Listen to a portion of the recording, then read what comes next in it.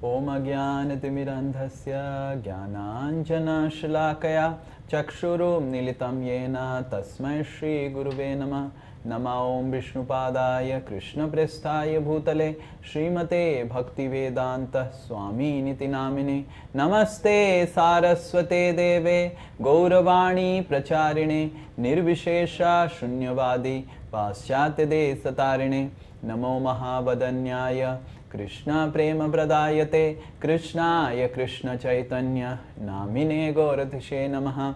He Krishna Karuna Sindhu Dinabandho Jagatpate Gopesha Gopika Kanta Radha Kanta Namastute Tapta Kanchana Gaurangi Radhe Vrindavaneshwari Vrishabhanu Sute Devi Pranamami Hari Priye Vancha Kalpa Taruveshya Kripa Sindhu Vya Evacha Patitanam Pavanebhyo Vaishnamebhyo Namo Namaha.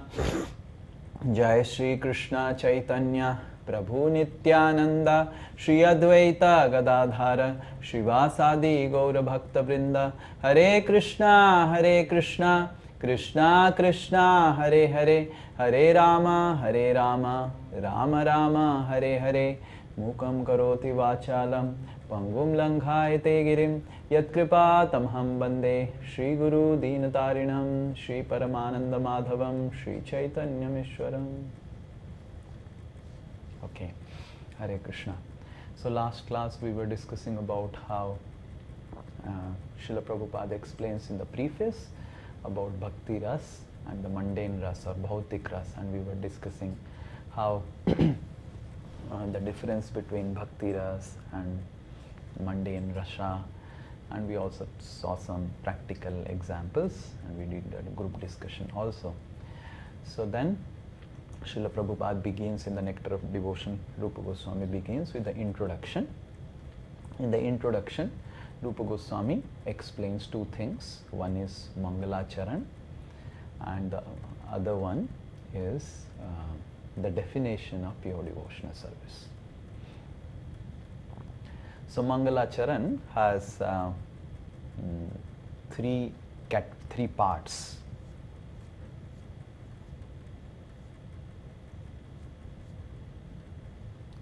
So Mangalacharan, according to Kabiraj Goswami in Chaitanya Charitamrit, Mangalacharan, Mangala means auspicious, Charana means by taking shelter of the lotus feet of the Lord. Any activity begins with chanting the Mangalacharan prayers or invoking the Mangalacharan prayers to bring about auspiciousness in that activity, right? So Mangalacharan has three parts. It has three sections, right? And we will see all the three sections. So the first one is the objective of the book. Mangalacharan of a book.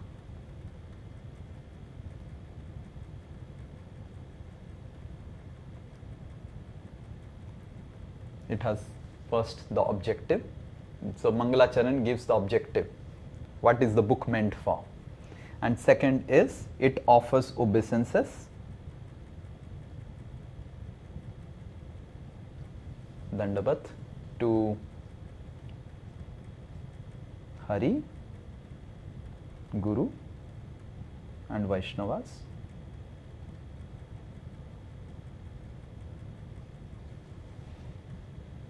And it also offers benedictions to the readers. Okay, as readers, if you read, what will happen, or it gives benediction to them. So Mangalacharan of a book has these three sections, and in this Nectar of Devotion also these three sections are mentioned. So the first introduction chapter contains Mangalacharan, and second the definition of pure devotional service.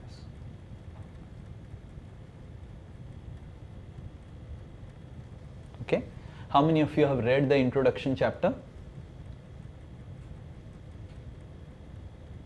Okay, now if you have read the introduction chapter, let me ask all of you, What did you understand? Where did you read that Rupa Goswami offers obeisances?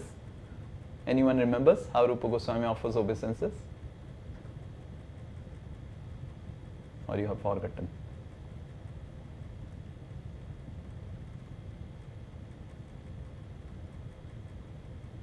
Srila Prabhupada offers obeisances? Forgot? Okay. So Srila Prabhupada offers obeisances to Bhakti Siddhanta Saraswati Thakur, and Rupa Goswami offers obeisances to Sanatana Goswami, his spiritual master, if you read that. And then there are two analogies given. The first analogy is given about sark. Anyone remembers the analogy of sark? While offering obeisances to the Vaishnavas, Rupa Goswami gives analogy. He offers first obeisances to Hari and Guru. So this is one verse, and in one verse, offering obeisances to Vaishnavas, he glorifies the Vaishnavas that they are like sarks. How many of you remember why he says Vaishnavas are like sarks? Yes? Yes, go ahead. Yes, Pavitra Maitri, bolo. Forgot. You were saying that the people who aspire for liberation, they are like fishes, whereas the Vaishnavas, they are like sharks in the ocean. They have nothing to do with liberation or moksha, but they only care for devotional service. Very good, very good, very good. So Rupa Goswami compares mukti to river and bhakti to ocean. How many of you have seen sharks in river? Sharks, where they stay? The sharks, they stay in ocean. And fishes stay in river. Okay? So Rupa Goswami compares Vaishnavas to be sharks. They always stay in the ocean of bhakti. They don't aspire for mukti. They don't aspire, oh, I will go and merge in Brahma Jyoti, or I will get mukti. Oh, I am so much suffering in this world. Better I go back, and get some mukti. So they are always interested in devotional service to the Lord, whether in this world or out of the world or spiritual world. They just want to love and serve Krishna, right? So why Vaishnavas are compared to sark? Because they are not interested in the rivers of sense gratification.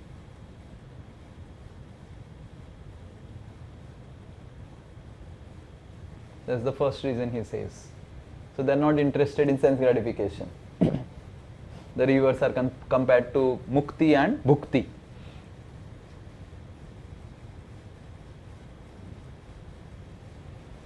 And then Vaishnavas are also sark. They reject mukti. That's why they are compared to sarks. They reject the rivers and stay only in the ocean. And sarks are never caught in net of fisherman. Correct? Similarly, Vaishnavas are never caught by birth and death. And these are the three reasons why Rupa Goswami compares the Vaishnavas as sark. And then Rupa Goswami offers benedictions that let this nectar of devotion be protected from mental speculators, philosophers, gyanis. And he gives one example of volcanic eruption. How many of you have remembered the example of volcanic eruption? Yes, Sweta Prashad. Actually, when the volcanic eruptions occur, it does not affect the upper layer of the ocean. Yes. That is what is compared here. What is compared here? That it will not affect the So even if the mental speculators, Gyanis and all, they do some speculation and all, it will not affect this book. Let this book be protected from all those idhar-udhar interpreters, and let this book be fully used by the Vaishnavas for improving their devotional service and becoming pure. Okay, so in this way the Mangalacharan is explained, just these three objectives. Now we will go to the definition of pure devotional service. Okay, now before we go to the definition of pure devotional service, we will first for some time discuss about the importance of pure devotional service, and before that we will discuss about the objective of the book, that is the first verse. Okay, so next week we will discuss about the definition of pure devotional service, but this week, today's class, we will discuss about the first verse of Bhakti Rasamrit Sindhu, that is the first element of Mangalacharan, the objective of the book, which is also called the Paribhasa Sutra. So the verse we are going to recite from Bhakti Rasamrit Sindhu is called the Paribhasa Sutra of Bhakti Rasamrit Sindhu. Paribhasa Sutra matlab the foundation verse of the book. Like there is Paribhasa Sutra of Srimad Bhagavatam. Anyone knows the Paribhasa Sutra, the foundational verse of Srimad Bhagavatam? Is it from Janmati Yasya Atah? Nahin. Okay, anyone else knows the Paribhasa Sutra? Okay, the Paribhasa. First three verses. No, it's not first three verses. So the Paribhasa Sutra of Srimad Bhagavatam is Ete Chamsa Kalaha Pumsa Krishnastu Bhagavan Swayam Indrari Vyakulam Natham Mridayanti Yuge Yuge. So this verse is the Paribhasa Sutra. Jiva Goswami explains why this is called the Paribhasa Sutra. It defines Srimad Bhagavatam's purpose. What is Srimad Bhagavatam's purpose? Ete cha amsa kalaha pumsa. All other incarnations are all expansions, and Krishnastu Bhagavan Swayam. Sri Krishna is the Supreme Personality of Godhead. He is the fountainhead of all incarnation. From him everything emanates. Vishnu comes from him, Narayan comes from him, Balram comes from him. Ete cha amsa. Amsa matlab all other incarnation, whether it is Vishnu, Varaha, Narsimha, Balram, they are all amsas of Krishna, right? And Kalaha, Kalaha matlab amsa ke amsa, expansion of expansion is called Kalaha. Ete chamsa Kalaha pumsa Krishnastu, but Krishna is Bhagavan Swayam. He is the original Supreme Personality of Godhead from whom everything emanates. So this is the Paribhasa Sutra of Srimad Bhagavatam. This comes in the 3rd chapter of the 1st canto. You will find this verse. I don't remember the verse number. Indrari Vyakul. 24 rule. 24. 24. 1, 3, 24. So Ete Chamsa Kalaha Pumsha Krishnastu Bhagavan Swayam. If anyone asks you, what is purpose of Srimad Bhagavatam?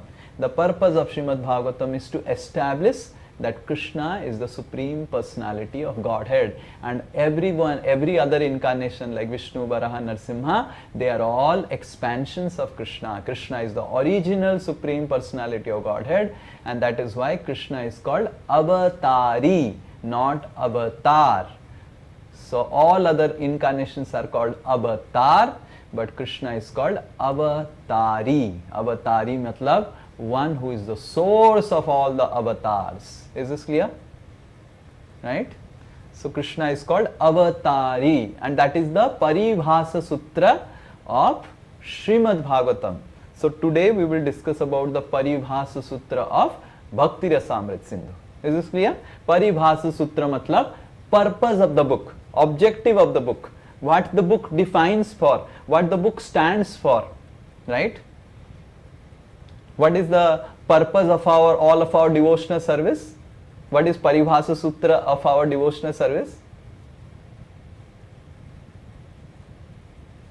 Going back Okay, going back to Godhead, but what he will do going back? Huh? Okay, Dasanudas, very good. Awakening our love for Krishna. Yes, that is Parivasa Sutra. We are all practicing to awaken our love for Krishna. Right? We get Krishna Prem. And then when we get Krishna Prem, then we will not stay here. Why we will stay here in this horrible material world? Okay, so before going for the Paribhasa Sutra, we will discuss about the importance of the Paribhasa Sutra. Okay? Importance of the pure devotional service. So this is a verse from Chaitanya Charitamrita, Adi Leela 7.91. We will discuss this first. Jaya Jaya Sri Chaitanya Jaya Nityananda. One Jaya Jaya Jaya Nityananda. Shri Advaita Chandra Jaya Gaura Bhakta Vrinda. Jaya Jaya Shri Chaitanya Jaya Nityananda. Jaya Jaya Shri Chaitanya Jaya Nityananda. Shri Advaita Chandra Jaya Gaura Bhakta Vrinda. So before reciting this verse, I would like to tell the context of this verse. The context of this verse that appears in Chaitanya Charitamrita. Close this verse. That appears in Chaitanya Charitamrita when Chaitanya Mahaprabhu is in Varanasi. So when Chaitanya Mahaprabhu was in Varanasi, as all of you know, Varanasi has a lot of Mayavadis. They are impersonalist and they tell that there is no Krishna, Krishna is just energy, Nirakar, and the goal of life is to merge into Krishna. Avatars are all affected under the modes of goodness, passion, ignorance. Krishna is also under the mode. So they offend Krishna. So there was a great Mayavadi called Prakasananda Saraswati. He had some thousands and thousands, some maybe 50-60,000 sannyasi disciples. And he was very great, powerful Mayavadi sannyasi in Varanasi, Prakasananda Saraswati. And then when Lord Chaitanya Mahaprabhu came, Lord Chaitanya Mahaprabhu had more followers than him. And so many boys, girls, men, women, children, everyone was following Lord Chaitanya Mahaprabhu. So obviously, this Prakasananda was also feeling concerned, why this person is having more followers and why this sannyasi who is so young, Chaitanya Mahaprabhu was so beautiful, and this young sannyasi is attracting everyone and he is attracting also these ladies and how he will maintain his sannyas. And Prakasananda Saraswati also understood from people, from sources, that Lord Chaitanya also has taken initiation in Sankara Sampradaya, Mayavad Sampradaya. But then Prakasananda Saraswati was thinking, this Chaitanya is taken initiation in our Sankaracharya Sampradaya and he is not behaving like us. He is dancing, chanting, crying and dancing with everyone in the public. This is not the role of sannyasi. Sannyasi should be grave, sannyasi should read the Vedanta and he will fall down. And because he is from our biradri, from our class, our clan, Sankara Sampradaya, he has taken initiation, it is my responsibility to protect Chaitanya and make him read Vedanta. So in this way he invites Chaitanya Mahaprabhu to his place to inquire from Lord Chaitanya why he is becoming sentimental. A sannyasi should not become sentimental, otherwise you will fall down. He is behaving like a lady. And why he is crying, why he is doing all these things. So in this way, connection, Prakasananda Saraswati called Lord Chaitanya Mahaprabhu. And Lord Chaitanya Mahaprabhu, he asked that, you should read Vedanta, you should read Vedas, you should read scriptures and you should not become sentimental like this. And you see so many ladies are following you, men are following you like this and you are publicly displaying like crying and all these things. This is not good for sannyasis, very dangerous. And if you want, I can teach you Vedanta or we can discuss Vedanta. Then Lord Chaitanya Mahaprabhu says to Prakasananda Saraswati that Prabhu kahe suno Sripad ihara karan Guru more murkha dekhi karila sashan. So Lord Chaitanya Mahaprabhu says, O Sripad, O Prakashananda Saraswati, please hear why I am chanting and dancing. Because my Guru said ki you are full number one. You cannot understand Vedanta.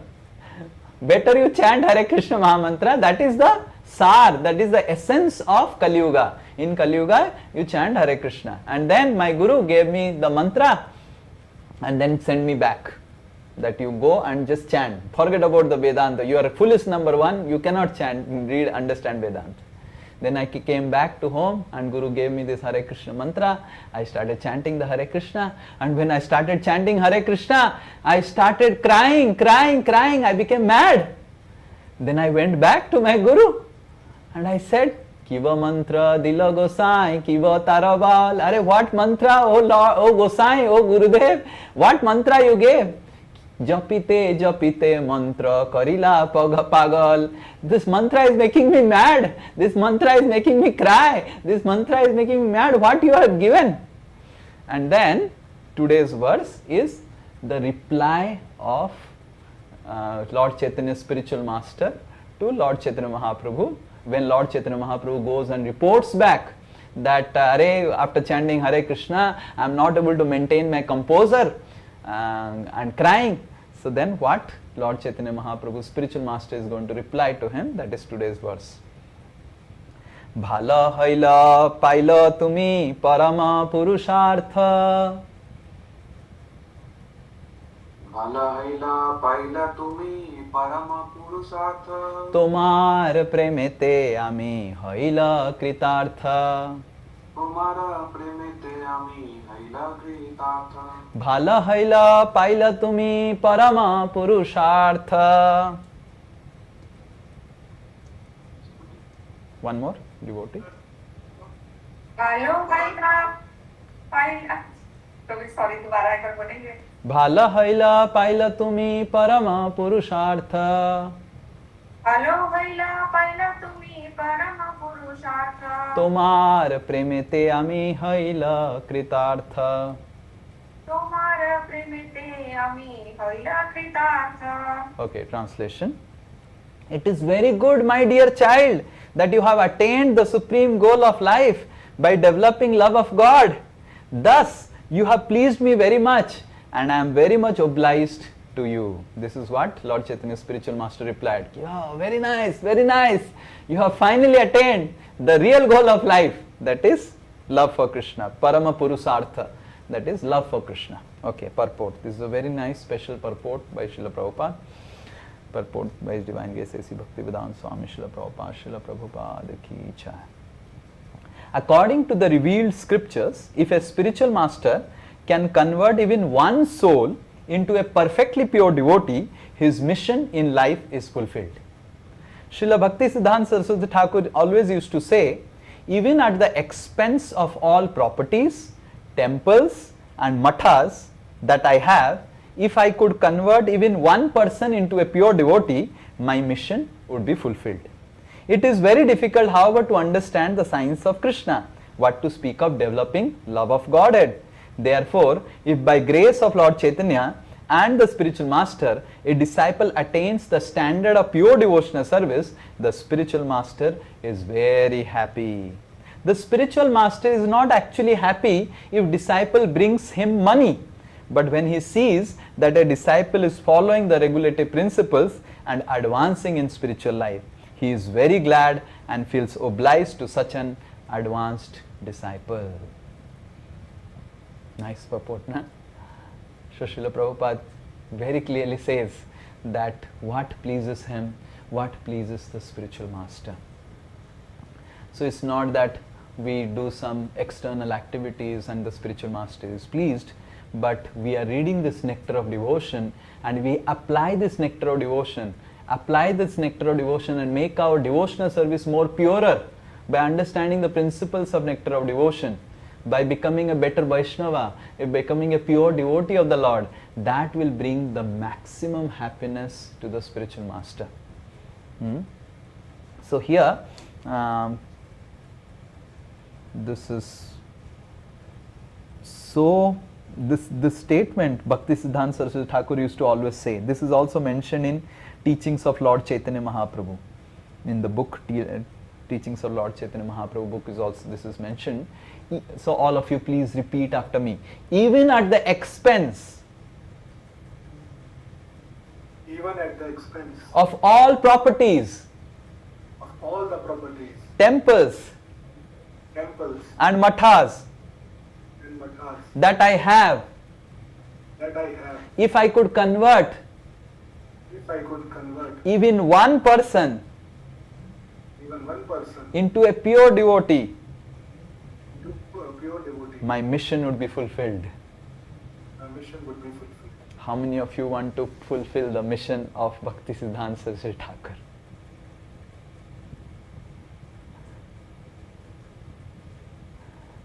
So we should understand, sometimes when we think, oh, I am trying to serve my spiritual master. How? I am serving by my spiritual master by giving him some donation, by bringing some donation for him, or by doing some preaching.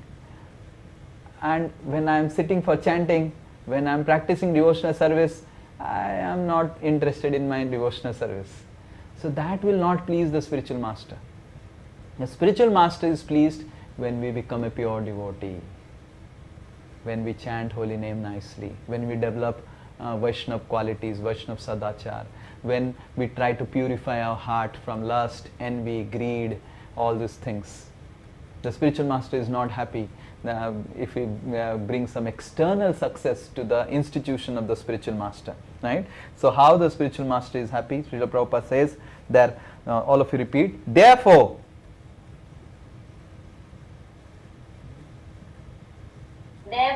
if by the grace of Lord Chaitanya and the spiritual master, a disciple attains the standard of pure devotional service, the spiritual master is very happy. So, how do we understand the standard of pure devotional service? What is pure devotional service? What is not pure devotional service? What is the standard of pure devotional service? That is explained in the book Nectar of Devotion. So now you understand how much Nectar of Devotion is so special for us, so important for us, because this is what, if we follow, will make our spiritual master very happy. We may do other services that they are very important, but we must understand, we should try to see the connection. Let's say, for example, someone is giving some donation. One can think that one can have a consciousness, I am giving donation because of which the temple is being maintained, or the preaching in Dasosmi is happening by my donation. This is not right consciousness. What is pure devotional service consciousness of giving donation? Oh, I am giving donation because I am a fallen soul. If I don't give donation, I will go to hell. And a humble person gives donation in this consciousness. My wealth will be purified. Otherwise, my wealth earned in so many ways will take me to hell only. Second, he thinks that, oh, I am giving wealth so that I can serve Vaishnavas. If I don't serve Vaishnavas, serve Krishna, then what will happen? Third, he thinks, oh, my spiritual master is doing so many services, so many activities, pure devotional service activities, and if I give, then it will help assist my spiritual master in some pure devotional service activity. So in this way, every activity we do in devotional service, whether it is giving donations, Prabhupada mentions here donation, that's why I am mentioning donation, whether it is giving donation or some management services we are doing, some coordination services we are doing, we should try to see the link with pure devotional service. But if you do not develop the consciousness of pure devotional service, then it is not very healthy. And for developing the consciousness of pure devotional service, we must first understand what is the standard of pure devotional service. Otherwise we may think, oh, I am such a great devotee, I am a great devotee. Everyone thinks he is a great devotee. Just speculates that, oh, I have become a great devotee, I am doing this, I am feeling connection with Krishna, oh, I am this and that. You can think whatever you want to think, but we need to compare our thought process with what Rupa Goswami has set the standard as pure devotional service. So there is no ambiguity in whether we are a pure devotee or not. If we study the nectar of devotion, we should be very clear. We cannot speculate, oh, I have become a pure devotee. Because many people think that now just I have become a pure devotee and the door will enter and the spiritual world will be mine. So it is not like that. So how do we know? How do we understand what is pure devotional service, what is not pure devotional service? How do I understand if I am doing pure devotional service or not? By reading this nectar of devotion. And what will happen if I become a pure devotee? That is the goal of life. The spiritual master will be pleased, and he is not just pleased, he feels obliged to such an advanced disciple. Kritartha. So he feels obliged. So we must understand that if we become pure devotee or practice pure devotional service, then the spiritual master is very pleased. Right? And another lesson we can learn from this episode is how Lord Chaitanya Mahaprabhu is going to his spiritual master and reporting his success, his failures, and what is happening. So the reporting to spiritual master is very, very important. Even Lord Chaitanya Mahaprabhu, who is Krishna himself, he is following this principle of reporting. And I have seen personally in my life that reporting has lot of strength. But just by sending reports to spiritual master regularly, weekly, daily, monthly, you get lot of strength of the spiritual master to follow the principles of pure devotional service. We see Lord Chaitanya Mahaprabhu himself is reporting, right? If you just send WhatsApp updates and reports, it is very, very gives lot of strength.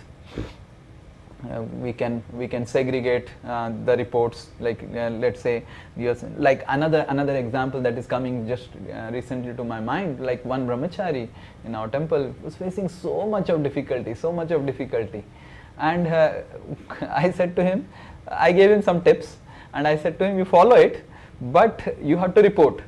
And just every month he will come to me and report, and he is really facing a lot of difficulty. And in just 6 months, he was out of the problem. He was also shocked how I was out. I have been struggling with this for last so many years, 10 years, 10 years almost. So in this way, the reporting the spiritual master has you get lot of strength, right? And when we are reporting, we can categorize it into 3 parts. Our regulation, our sadhana, whatever sadhana we did, and our relationships with devotees. How is our relationship with devotees, sangha, and sadachar, and how about our responsibility, seva.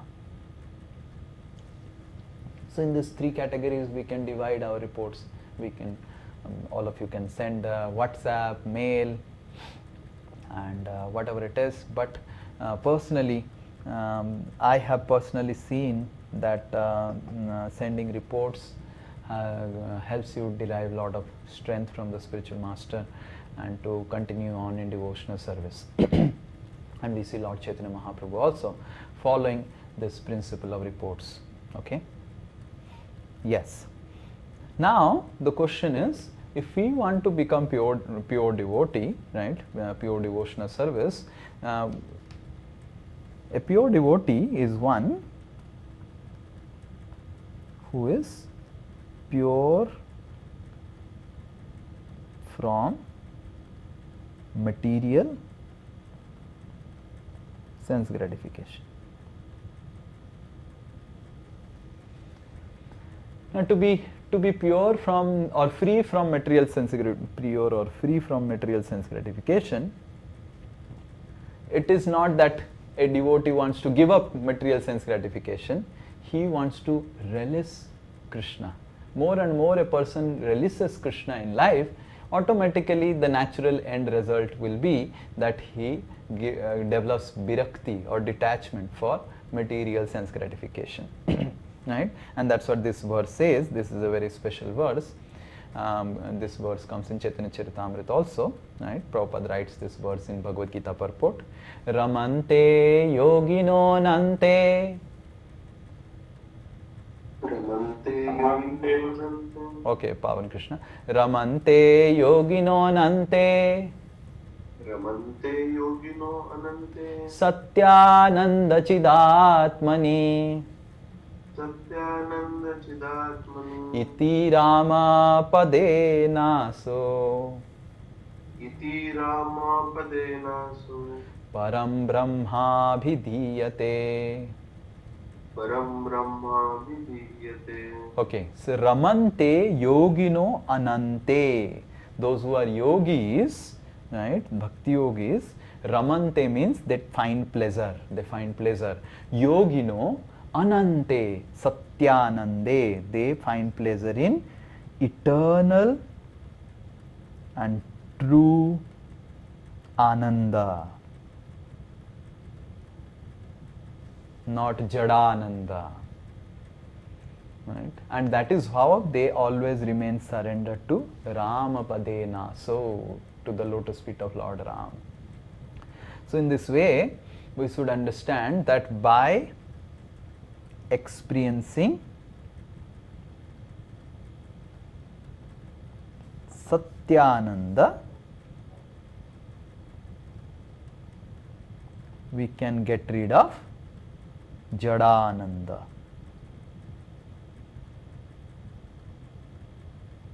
So there is Jadananda, that is material happiness.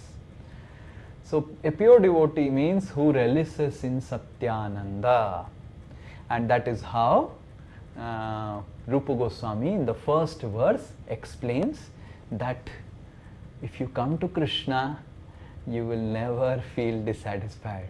You will experience immense pleasure, because Krishna is Akhila Rasamrita Murti. Okay, so this is the first verse. This is the first verse of Nectar of Devotion. Okay, one devotee recite. Akhila Rasamrita Murti. Akhila Rasamrita Murti. Prasamra Ruchiruddha Taraka Pali.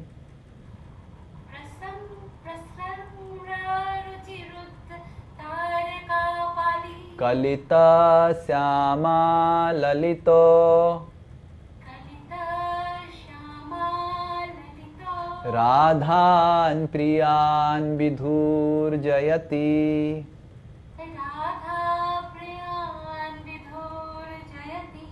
Okay, one more. Akhila Rasamrita Murti. Akhila Rasamrita Murti. Prasamra Rujiruddha Taraka Pali.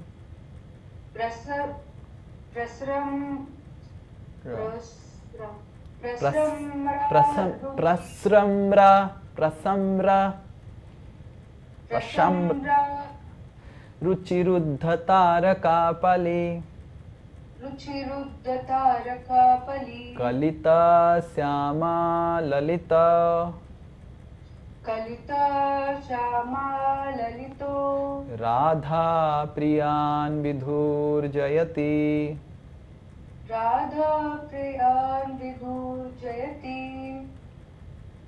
Okay, Prashumara. Okay, so this is the first verse or the Paribhasa Sutra of the Bhakti Rasamrita Sindhu.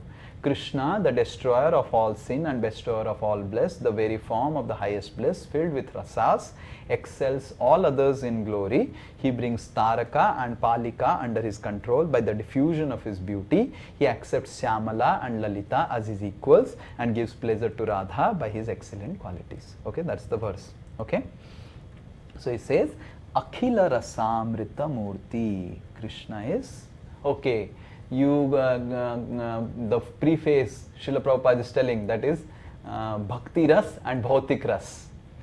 So now now Rupa Goswami is explaining what is the source of the Bhakti Ras. The source of the Bhakti Ras is Krishna, who is Akhila Rasa Amrita Murti. Right?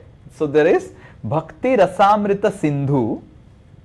Bhakti Rasa Mrita Sindhu, that is the ocean.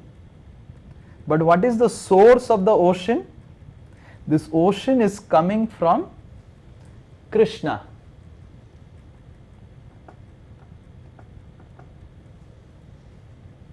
The ocean is coming actually from Krishna, who is the personification of that ocean. Murti. Murti is personification.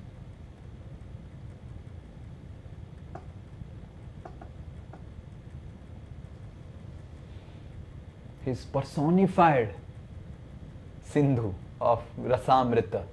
So imagine you have one drop of water and you have ocean and you are feeling very thirsty. So you will not get satisfied with one drop. You would like to experience the ocean. So similarly, Krishna is ocean of joy.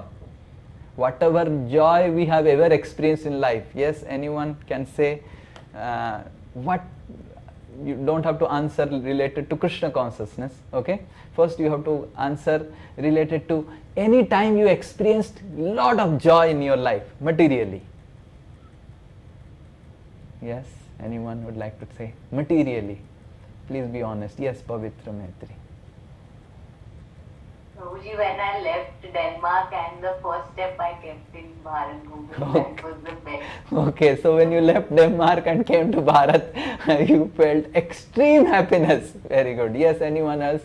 Some experience of material happiness in your life? Yes, Udharan Krishna. When you reached Denmark. Yes. Yes. So when I saw that Ash won one competition in singing, so that gave me a lot of happiness. Okay, Sahars won some singing competition, that gave me happiness. Yes, Santi. When I become mother first time. Okay, first mother, she became very happy. Yes, Rasheshwari. हाँ. Nothing is audible. हाँ. Yes. Getting to be with Prabhu and becoming mother. Be Narsim Prabhu, what? Getting married to Sadhu. Sadi hua, okay, sadi hua. When marriage or love and everything, finally I'm married to Veer Narasimha. How you are feeling now? You are feeling the same thing or? Okay, so, okay, thank you. Your love is eternal. Yes, Preeti Sarma. हरे कृष्णा प्रभु जी दंडवत प्रणाम प्रभु जी जब हम लोग यूनिवर्ल्ड में रहे दासोश्री family से जुड़े हैं वहाँ पे That is spiritual, material. Material है हैप्पीनेस भी मिली प्रभु जी दोनों मिली उस समय बहुत सारी फ्रेंड्स मिली दोनों अच्छा लगा Yes, Sama Priya, बोलो material. Prabhuji, when I got admission in my UG university, in Anna University, I was very, very happy. Okay, so when you got admission in UG University, you got very, very happy. Yes, Ajay Jena. Hare Krishna. Got the first job, I am very happy. So you got the first job and you became happy. Yes, Rima Srivastav, last. हाँ बोलो. Okay, Abhilasa when she went to first time to school. Yes, Smriti Krishna.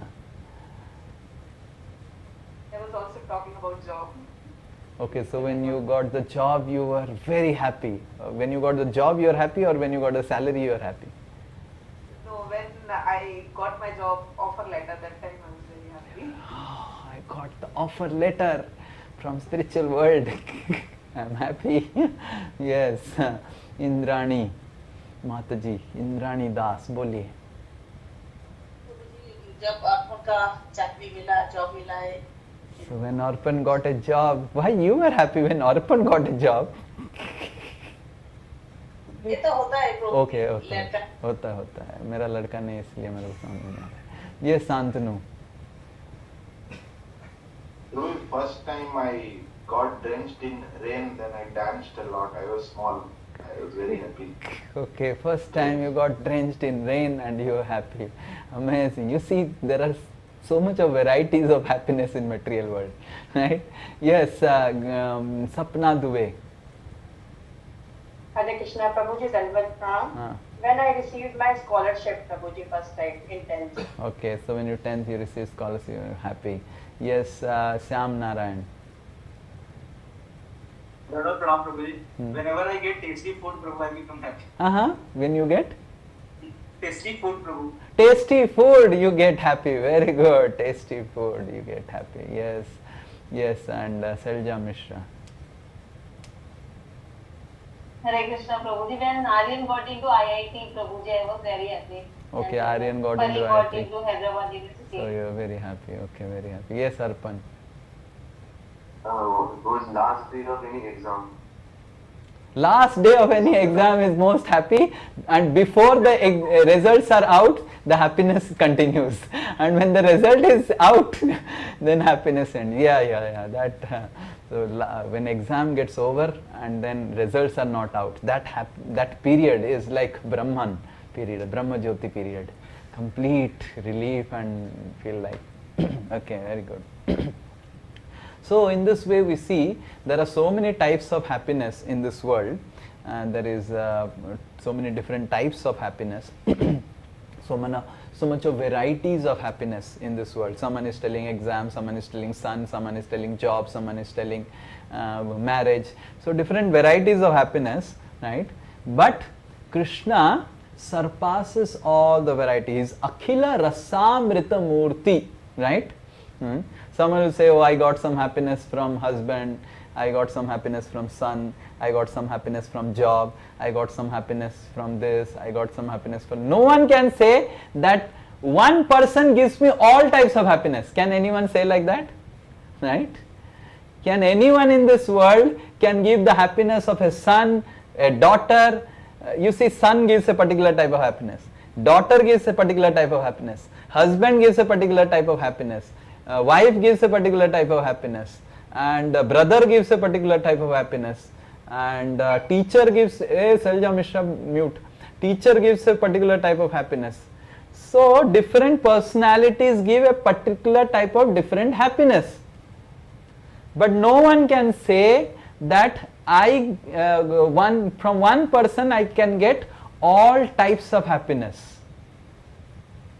Is anyone there like that? That okay, one person is my father, get happiness of father, mother, son, daughter, and that is why Krishna is Akhila Rasamrita Murti. Rasa Amrita Murti. Any type of happiness you want, Krishna is the source of that happiness. Right? And in that relation, Rupa Goswami quotes this verse from Srimad Bhagavatam. Rupa Goswami quotes this verse telling that this verse is the explanation of how Krishna is the source of all rasa, source of all relationship, right? So in Bhakti Rasamrit Sindhu, Rupa Goswami quotes a verse, like this verse is written by Rupa Goswami, and then Rupa Goswami takes references from Srimad Bhagavatam to establish that what he is speaking is right. So in this way, we can see that Rupa Goswami, as an ideal teacher, he is not just quoting, he is also giving references. So whenever we are giving classes or wherever we are speaking anything, we should always give references from Srimad Bhagavatam. If we are quoting something, we should give references from Srimad Bhagavatam, and that makes it authoritative. So Rupa Goswami also is giving references how Krishna is Akhila Rasamrita Murti, how Krishna is the source of all rasa. Okay, this verse is a big verse, but this is a very special verse from Srimad Bhagavatam. Malla nama sanirninam naravaro Mallanam sanirninam naravaro Strinam smaro murtiman Strinam smaro murtiman Gopanam swajano satam kshitibhujam Gopanam swajano satam shitibhujam Sastat swapitro sisu Shastra sava swapitaro shishu Mrityu bhojapater virada vidusham Mrityur bhojapater virada vidusham Tattvam param yoginam Tattvam param yogina Prishninam paradevateti vidito Krishninam paradevate vidito Rangam gatah sagrajah. Rangam gatah sagrajah. Okay, one more, Mataji. Okay. Mallanam asanirniram naravaro.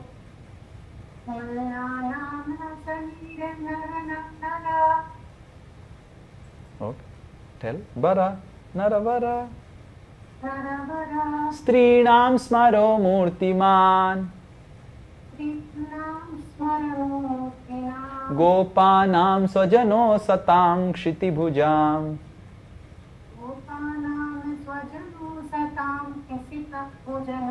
Sasta swapitro sisu. Mrityur bhojapater virada vidusham.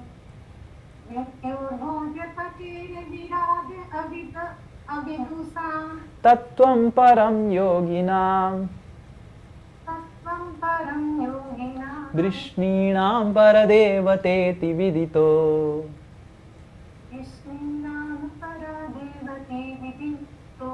Rangam gata sagraja. Okay, so this verse comes in Srimad Bhagavatam when Krishna is entering the wrestling arena. If you know the context, Krishna was invited by Kamsa to fight with the wrestlers Chanur and Mustik. And his plan was Chanur and Mustik will kill Krishna, and there was a wrestling match, but the wrestling match was a camouflage. Actually, Kamsa had decided that I will use the wrestling match as a pretext to kill Krishna by Chanur and Mustik. So when Krishna is entering the wrestling arena to fight with Chanur and Mustik, all people had assembled, everyone had assembled, all types of people had assembled, and everyone is seeing Krishna differently. Everyone is viewing Krishna differently when Krishna is entering the wrestling arena. So who are all viewing Krishna? So we will see the translation and purport. Translation. The various groups of people in the arena regarded Krishna in different ways when he entered it with his elder brother.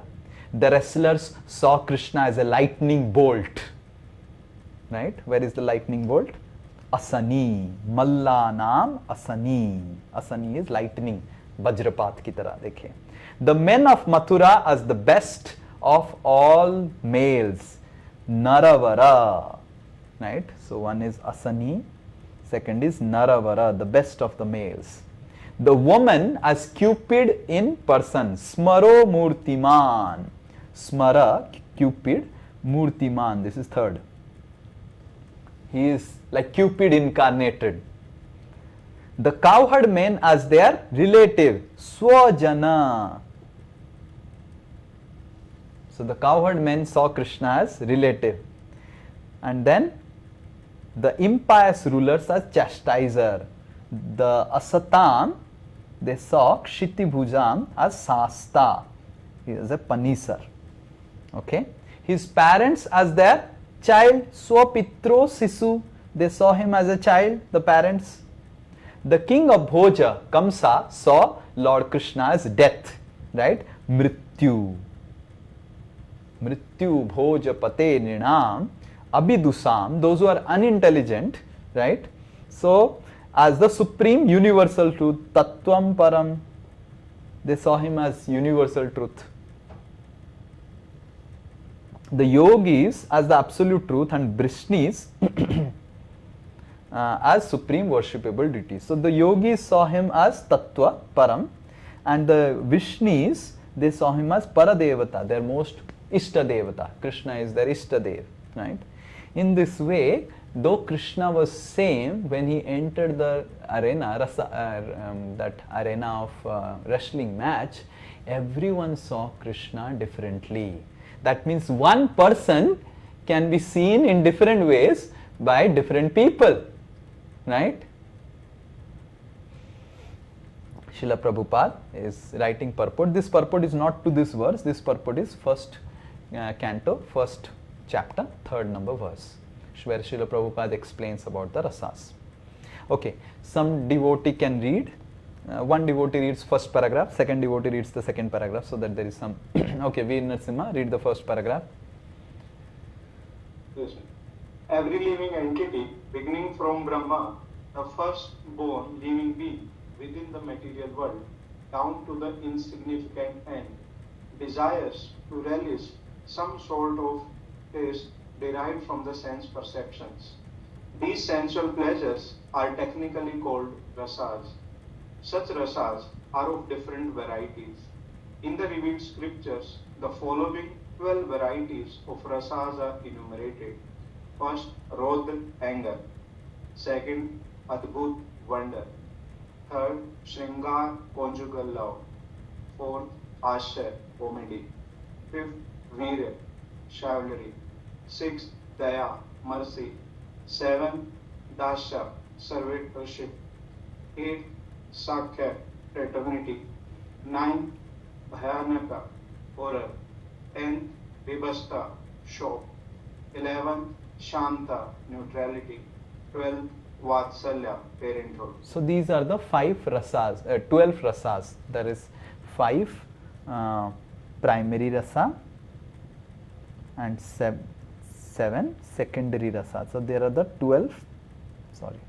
7 secondary rasas, or the Gauniya ras. So these are the 12 rasas, or 12 types of experiences in a relationship. Right? These are the 12 experiences in a relationship. You become angry in the relationship, you become wonderful, and you develop some conjugal love with some relationship, or there is some comedy, there is some virya ras, there is some daya bhava. So in this way, these are the 12 happiness one derives in any relationship. Okay? Or either one of them or more of them. Okay, someone else? Hare Krishna Prabhu, Dhanavad Pranam Prabhuji. The sum total of all these rasas is called affection or love. Primarily, such signs of love are manifested in adoration, service, friendship, parental affection, and conjugal love. And when these 5 are absent, love is presently indirectly in anger, wonder, comedy, chivalry, fear, shock, and so on. For example, when a man is in love with a woman, the rasa is called conjugal love. But when such loving affairs are disturbed, there may be wonder, anger, shock, and even horror. Sometimes loving affairs between two persons culminate in ghastly murder scenes.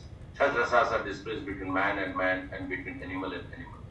There is no possibility of exchange or rasa between a man or an animal. Okay, so wait here. So what Srila Prabhupada is telling is that, so the primary rasas, the 5 primary rasas are the primary because they are the relationships,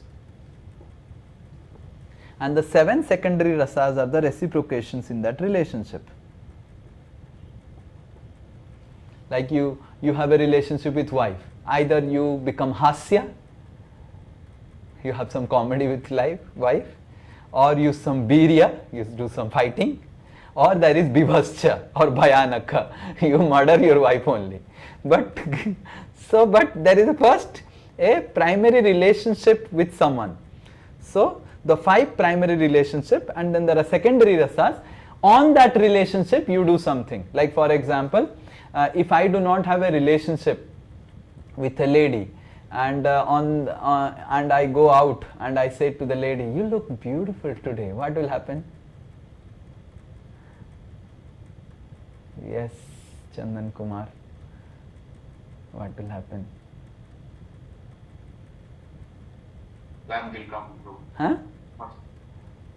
Disgusting look will come or say will. Okay, disgusting look will come, she will slap you and she'll say, no, or she'll complain to her father, her husband, you know. But if you tell your wife, oh, so very nice, thank you, nice, you know. So because the relationship is established, the other things, if you make joke with any other girl, you will get beating. But if you make joke with wife, then wife may tolerate, because the primary relationship is established. Okay. So similarly, so that's why these are called primary rasas. And when these rasas are not there, or sometimes these rasas are covered over by the secondary rasas, like hasya, rodrya, virya, bhayanaka, vivascha, like that. Yes. And then Prabhupada is explaining another very important point. You read this. Okay, there is no possibility. Read that. There is no possibility of an exchange of a rasa between a man and an animal, or between a man and other species of living being within the material world. The rasa is exchanged between the members of the same species. Yes, so you never find, Srila Prabhupada is giving a logic, you never find a dog is having a rasa with a man. The rasa is there, but that relationship is not very prominent. That generally a dog relates nicely with a dog, and a human being relates nicely with a human being. And then Prabhupada is using this example to explain something. Go ahead. But as far as the spirit souls are concerned, they are one qualitatively with the Supreme Lord. Therefore, the rasas are originally exchanged between the spiritual living being and the spiritual whole, the Supreme Personality of Godhead. The spiritual exchange of rasa is fully exhibited in spiritual existence between living beings and the Supreme Lord. Yeah, so so Srila Prabhupada is telling that just like a dog relates with a dog, similarly a soul can relate with super soul only.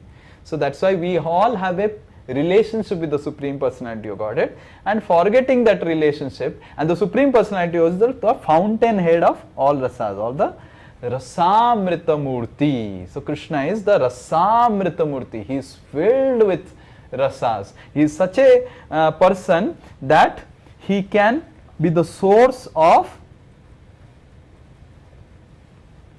all rasas. Now, in the next 5 minutes, I'll give you an assignment, and the assignment is, now you have to tell which out of these 12 rasas you are seeing. Okay, these are the 12 rasas. You have to tell which person is experiencing which rasa. Now in this one, you can see the 12 rasas here, and you can also see the different people. So wrestlers, yes, wrestlers, what rasa they were experiencing with Krishna? Viriras. So I will put the number. Okay, Viriras is number 5. So I'll put 5 here. So the wrestlers were experiencing Viriras with Krishna.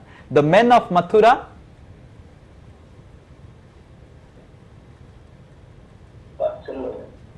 नहीं वात्सल्य नहीं,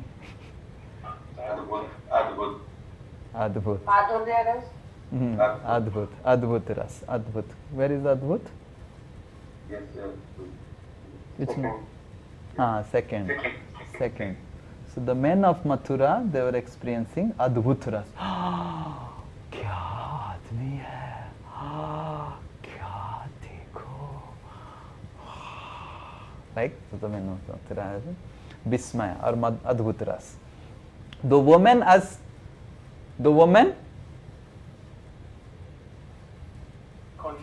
conjugal love, the Sringara ras. Okay. The cowherd men?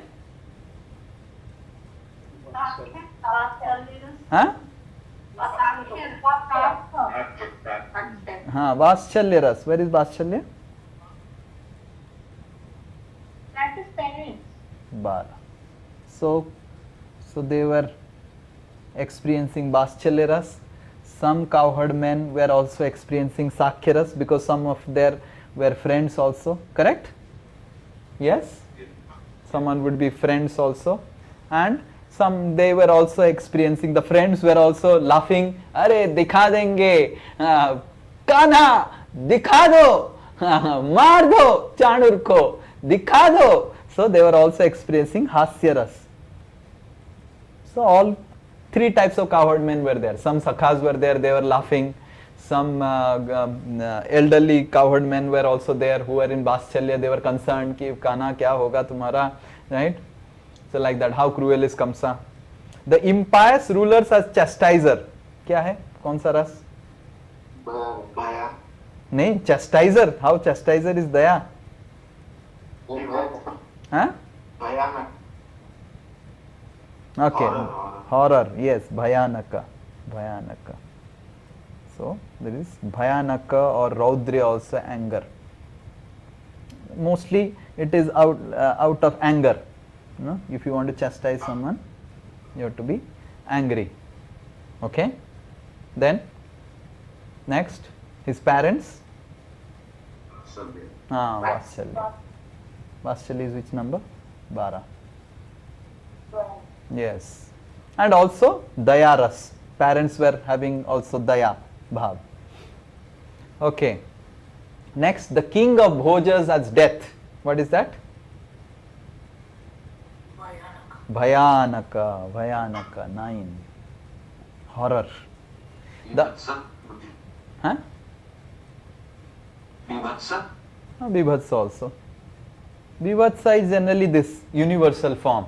Universal form is Vibhatsa, like Arjuna saw. Arjuna saw na Vibhatsa. Oh, Drona is entering inside your mouth and seeing you are licking the blood. Right? That is universal form. And then the yogi is as absolute truth. This is Santyaras.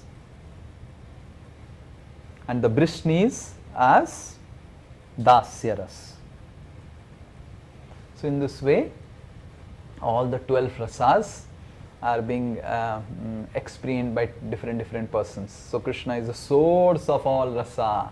Akhila rasamrita murti. In this world, a person, when he behaves as a husband, and then he has no time for behaving as a son, right? We have seen in this world, if a person gets married, then he is tossed between wife, son, and then father, mother. Father, mother is telling, beta, tum phone nahi karta hai, samay nahi deta hai.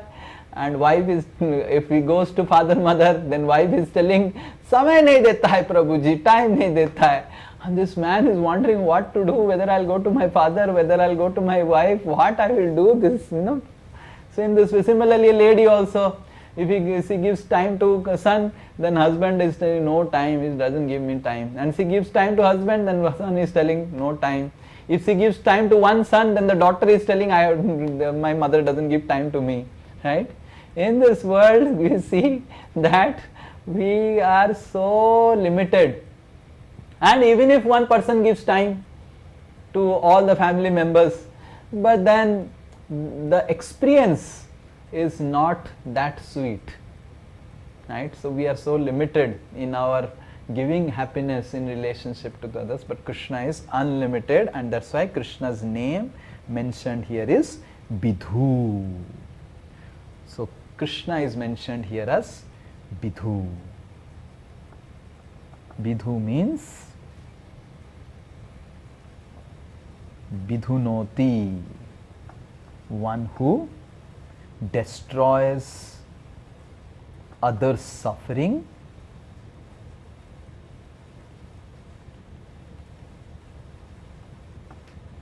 and Bidhu also means one who bidadhati, one who gives unlimited happiness.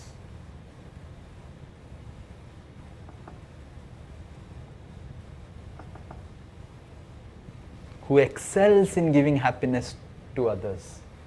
So one who destroys everyone's suffering and one who gives. And so that's why Krishna is called Bidhu. He is the supreme giver of supreme happiness and is the supreme destroyer of all types of misery. Any miserable situation, Krishna has the power to take you out. Financial, health, physical. Like I was reading the Samudra Manthan Leela. And in Samudra Manthan Leela, devatas are picking up the Mandara mountain for bringing it to do manthan. And when they are bringing up, they got tired and they left the Mandara mountain, and that Mandara mountain fell on some demigods, and many demigods were crushed, and there was a big crisis. And then Krishna comes, and then Krishna, just by his glance, he again makes all the demigods who were dead by the Mandara mountain alive. And then I was hearing His Holiness Bhakti Radha Govind Swami Maharaj lecture, and Radha Govind Maharaj says that is there any prime minister who goes to an earthquake affected region and he sees everyone and everyone is just again rising above? Can any prime minister do like this? So this choppered, Sadak Chap Prime Minister we are worshipping, giving up Krishna, who by his own glance can relieve everyone of everything. So, in this way, we need to understand Vidhur Jayati. He has power to destroy all other suffering, and he has the power to give unlimited happiness. Unlimited happiness. Okay? Yes? And then how he gives happiness? Now, Krishna can give unlimited happiness to all types of people, but here gopis are mentioned because gopis are the highest, like in Nectar of Instruction we read, gopis are the highest living being. If Krishna can give pleasure to the highest living being, then Krishna can give pleasure to everyone. If Krishna can satisfy gopis, Krishna can satisfy everyone. Let's say, for example, if a person is cleanliness fanatic, he really remains clean and he is fanatically clean. And if a hotel can please that person who is cleanliness fanatic, that means that hotel room can please everyone else. You are able to understand the logic? If someone is really clean and that one hotel room is able to satisfy the most cleanest person who is really cleanliness fanatic, and then that hotel room can satisfy everyone else. So Rupa Goswami is using that example, using that logic to explain that gopis are the topmost living beings experiencing happiness and relationships, and these gopis, the most pure living beings, they are pleased by Krishna, then Krishna can please everyone. Krishna can attract everyone. So there are three categories of gopis mentioned here: Taraka Pali, Syama Lalita and Radha. There are three categories of gopis mentioned here. So Krishna Ruchi Ruddha. So the first category, Taraka Pali, Krishna controls them with his gestures, with his love. Krishna completely controls Taraka and Pali, these two types of gopis or their categories of gopis. He completely controls with his love. And these Taraka and Pali, these are like completely surrendered. Krishna jo bolenge wahi hoga, like that. And then Krishna makes friends with gopis like Syama and Lalita, the second category. So in these two categories, Krishna enjoys their association.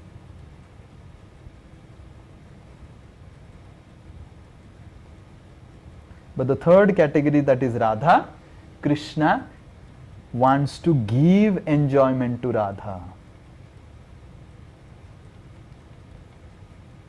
Radha Priyan.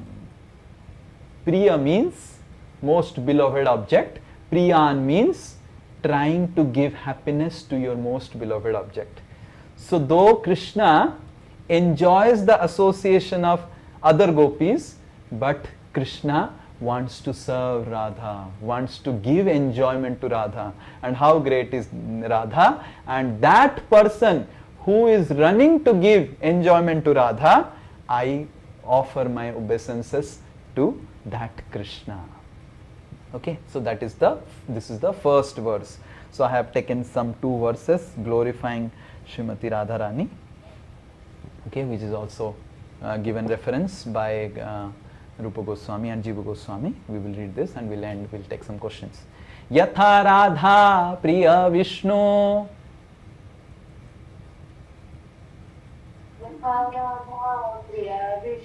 Tasya kundam priyam tatha. One person, Ajay Jana mute. Sarva gopi susaivaika. Vishnur atyanta vallabha. So this is from Padma Puran, Kartik Mahatmya. Radha Kund is as dear to Lord as Radha herself. She alone among all gopis is dearest to the Lord. Devi Krishna Mai Prokta. Devi Krishna Mai Prokta. Radhika Paradevata. Radhika Paradevata. Sarva Lakshmi Mai Sarva. Sarva Lakshmi Mai Sarva. Kanti Sammohini Para. Kanti Sammohini Para. Radhika is the supreme devata, non-different from Krishna. She is the embodiment of all opulence and beauty. She is the supreme enchanter of Krishna. So in this way, Rupa Goswami explains the first verse of Bhakti Rasamrit Sindhu, that which says that Krishna is the source of all rasas, and how he proves that Krishna is source of all rasa. He attracts the gopis, and he explains three categories of gopis. One, Krishna controls them. Second, Krishna makes friends with them. And third, Krishna wants to serve Radha. Okay, and that is why Krishna is called Bidhu, one who destroys others' suffering and who delivers unlimited happiness. This is the quality of Krishna, one who destroys suffering and delivers happiness, unlimited. Hare Krishna. Yes, anyone has any question? Yes, Santanu. Hare Krishna, Prabhuji. So Prabhuji, before that telling the 12 rasas, you are telling that everyone gets some kind of juice or taste and it is classified into those 12 categories. So Prabhuji, what about the taste or something which one gets from objects, not from people, like from food or from material objects, the happiness or something, whatever it is, when one derives. So what is that rasa called as Prabhuji? Not from people or relationship, but from objects. Can you describe it? Or it is not there only? That rasa is called gross rasa, jada ras, like animal. So relationship cannot be experienced by animals. Ahar, nidra, bhaya, maithun. So this explains, these rasas are for human beings. If someone is just enjoying the food, then he is not a human being. Human being means he enjoys who has made the food. If my wife has made the food and I love my wife, and even if the food is having little less salt or the food is not that tasty, I still enjoy the food being prepared with love by my wife. So that is human standard. Animal standard is, oh, I enjoy the food. So human standard is there is some person involved in that. Animal is ahar, nidra, bhaya, maithun, right? You just do some ahar, food, nidra. So this is animalistic life. So Rupa Goswami doesn't explain all those things because he expects that only animals, human beings can read my book. Animals can't read. So at least you have to come above the ahara, nidra, bhaya, maithun. And even if we want ahara, nidra, bhaya, maithun, at least we do this with some relationship, human beings, right? Like I don't want to take alone. Nowadays you will see people just want to take alone. Mera khana mil gaya, mere ko sona mil gaya, mere ko thoda sa physical pleasure mil gaya. I am happy with that, right? There is no relationship. Previously you will see how people used to sing song, how there will be romance in previous time in Bollywood. There will be some husband, boy and girl, husband and wife. They will be singing some songs or roaming around and everything. And now how is the romance? Now romance has become like carnal, fully. Like it's like very animalistic romance. So that means people are becoming animalistic. So when people are animalistic, they cannot understand human emotions and forget about understanding divine emotions. They're just मेरे को खाना मिलना चाहिए, मेरे को मैथुन मिलना चाहिए, मेरे को सोना मिलना चाहिए, right? किसी तरह they are more interested in ahar, nidra, bhai, maithun. But human beings, they are also interested in ahar, nidra, bhai, maithun, but they want to experience ahar, nidra, bhai, maithun in a particular way. Nowadays you see that ladies don't want to cook, they just order something from outside. This is animalistic. Khana hai mere ko. But previously khana was not the most important thing. किसके साथ खा रहे हैं, कैसे खा रहे हैं, कितना आनंद से खा रहे हैं. Like I have seen in my family, you know, eating food was like a celebration every day. It was like a celebration. It was celebration. Every day there will be a festival of in the dinner time. In the morning time there is so much of rush and everyone is busy. But there will be a celebration every dinner of eating food. So this is human. Animal means you come to Gosala, I'll show you how animal eats. One dog will eat, he will eat and he will show teeth to other dogs. And then the cow will eat and then cow will put horns to other cows. This is animal, right? So, and you will see also outside, if you go to the sector 5 software companies, there will be line karke the software engineers will be standing and like that, and they'll eat. So this is standing only. They are not able to sit also. Some are drinking, smoking, eating something standing. Who eats standing? Animal only. You will see cow standing and eating, and this dog standing and eating. Why? And their animals count lot of calories. Oh, मेरा calorie कम हो रहा है, मेरा ये हो रहा है. But human beings don't count calories. My wife has made, it will nourish me with love. So my mother has made, okay, mummy. I never counted calories. I never fall sick, and now I am falling sick because my mother is not cooking. I am not getting food out of love. So if one gets food out of love, then he doesn't have to count calories like an animal. He just, because mother out of love, even if mother doesn't give calorie, the love completes everything else. But animal, he has to count calories. मेरा कितना protein जा रहा है, मेरा कितना वो जा रहा है. So it's animal. So yes, you need to understand where ahar, nidra, bhai, maithun happens. What rasa? This animal rasa. And human means above. They also do ahar, nidra, bhai, maithun, but for them the focus is relationship. It's not that then they will do maithun with everyone, they will do ahar with everyone, right? So they have some standards, and they experience relationship more than the gross pleasure. It's not that, okay, I experience food. No, with whom I am eating food, how I am eating food, how I am enjoying the food, how I am appreciating the food that is made by my wife. And divine means you appreciate the food which is offered to Krishna. Ei saka Krishna aswadila. Lord Chaitanya Mahaprabhu said, this sak is, Krishna definitely has tasted so tasty. Yes, so what did you understand? Yes, so, just like now, earlier people just go to nearby park and have more happiness roaming with the family. Now they are going international tours, but they are worried about more selfies. And they go to international tour and kill their fiancé only. That is, put them in drum, right?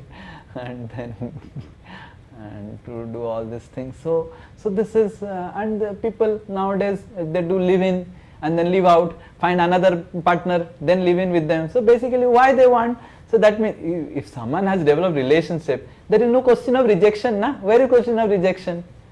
If a boy and girl has developed relationship, what is question of leaving out? Nothing. Okay, if someone dies, that's a different thing. So that means the focus is not relationship. Focus is how much sexual pleasure this girl can give me. And if this girl is not able to satisfy, find another girl. It's animalistic. Animal. So animals, they don't have these finer sentiments. They don't know rasa. They know ahar, nidra, bhay, maithun. But humans also do ahar, nidra, bhay, maithun, but they do it in relationship. Okay? And more human beings are becoming animalistic. वो किससे खा लेते हैं? Swiggy में order के खा लो, बेटा मंगवा दो स्विगी से. अरे नो मदर विल से बेटा मंगवा दो, राइट? वो क्या मदर है? सड़क छाप मदर है वो, जो बोलता है स्विगी से मंगवा दो बेटा. वो क्या मम्मी है? एंड बेटा खा के बीमार पड़ता है. क्यों बीमार पड़ता है? उसको माँ का प्रेम नहीं, इसलिए बीमार पड़ रहा है. जिसको माँ का प्रेम है वो कभी बीमार नहीं पड़ेगा, वो हर समय तेज रहेगा. राइट? यस, स्विगी का खाएगा तो बीमार पड़ेगा. हरे कृष्ण. यस, उदाहरण Krishna. Hare Krishna, Prabhuji. The rasas which were mentioned here, it is for the all the advanced devotees.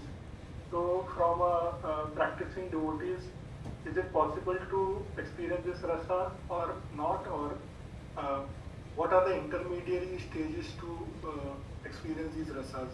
Like how we can say, okay, we are progressing towards experiencing these rasas. So Chaitanya Charitamrita says that rasa which we are supposed to experience is first is dasya. That is the foundational of all rasa. So we cultivate dasya first, and all other rasas, whatever we see, it will be gifted by Krishna. This is one rasa which can be cultivated. You cannot cultivate hasya with Krishna. Oh, Krishna बहुत सुंदर है. That will be sentimentalism. You cannot cultivate Sringar with Krishna. That will be sentimentalism. But you can cultivate dasya with Krishna. And all other rasa like Shringara or Vatshalya will be gifted by Krishna. Okay? So, this one dasya ras out of all the 12 rasas is supposed to be cultivated. We can cultivate it. Is this clear? We can cultivate servitorship.